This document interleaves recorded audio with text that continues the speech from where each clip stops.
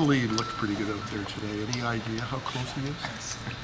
Well, I think he said to you guys he's not ruling out tomorrow, but he's not really expecting to play. So I kind of go into the game with the same mentality. It's a bonus if he does. If not, we're prepared in case he's not ready for tomorrow, which is, it's a good sign. If he's not ready for tomorrow, it's very likely he could be ready for the Nashville game.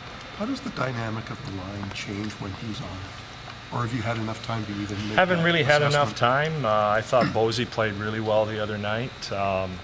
But because Tim's a much more experienced player, I think he can do some things that Bosey probably can't do. The one area Bosey is better at is probably, not so much this year, but he's had a minor injury that's prevented him from winning more face-offs, but he's better in the face-off circle than Timmy is. Mm-hmm. Talking to Joffrey, he was really complimentary about Tim's defensive play. He says that gets overlooked a bit. Yeah, it does, and that's where Timmy's probably much stronger, and it's due to experience and probably playing for a very defensive-minded team in Buffalo. He does have the D-zone coverage pretty much nailed, so that's something that for Bosey he's still working on, but for sure Tim's good in his own end. Dion not on the ice, is that... It's a maintenance day. He'll be there tomorrow night. How much pressure on Grabo's line this week to kind of step up and contribute? Well, there's always pressure, so they've just got to play their game, relax. There's a few things they can do better. They've got to find ways to getting more pucks to the net instead of overpassing it.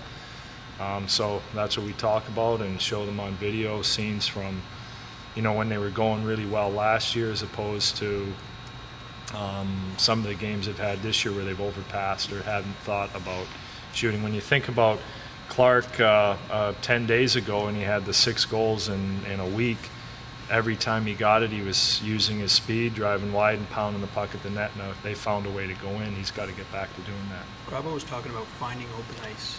That's something. Yeah, finding open ice, but what he's best when he comes back and is they're almost like little handoffs or pitch outs from the D to him, and then he's got some open ice in front of him, and then he can execute because he's coming with speed without having to juke and jive as soon as he gets the puck, where he's going east and west instead of north-south. And then he's a bit more of a playmaker in that. Yeah, then he's a bit more of a playmaker, but it seems that when Cooley or Clarkie get the puck, they immediately want to give it to Grabo instead of get their legs going and open up the ice because they're telegraphing everything to Grabo right now. So those guys have to skate with and without the puck. When Tim got hurt this time, Ron, did you like what you were seeing with that line? Oh, for sure. Tim, what did he have? 4 or 5 points in 6 games, and that line was clicking. So it's still clicking, and you have to realize Phil's a pretty good player, and so is Loops. So who's ever going to play in the middle is going to benefit from both of those guys. But I think the defensive play, getting pucks back quicker in our zone with Timmy on the ice is going to help the line even more. What are the challenges of a Dave Tippett coach team? Well, they're going to work hard for 60 minutes. You pretty much know that.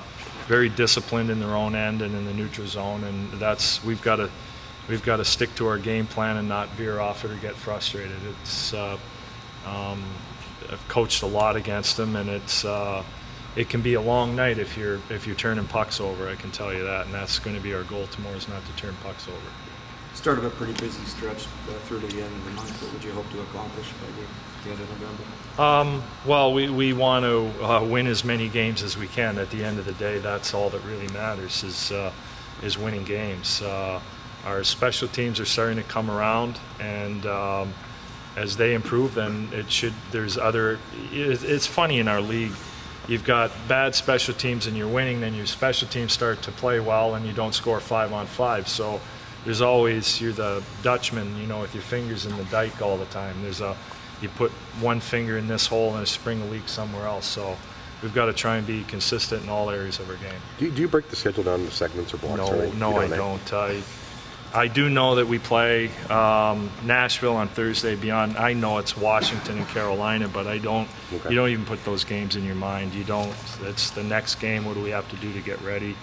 What do we have to tweak our system with, and what do we have to be ready to whatever the other team throws at us on offense? So it's just worry about Phoenix right now. Who's in net tomorrow? A goalie. He'll be wearing 2 pads, a mask, probably with a Leaf logo on it. How's that? You haven't called Dave and told him who's starting? No, I haven't. No, I haven't. You shuffled the deck near the end of the game or in the third period on Saturday. If Grabowski's line doesn't get clicking right away, would you hesitate to do that again? Or? No, it's my job is to, as quickly as possible. You know, my patience with some lines is wearing thin, so then you've got to shuffle the deck a little quicker if it's not working.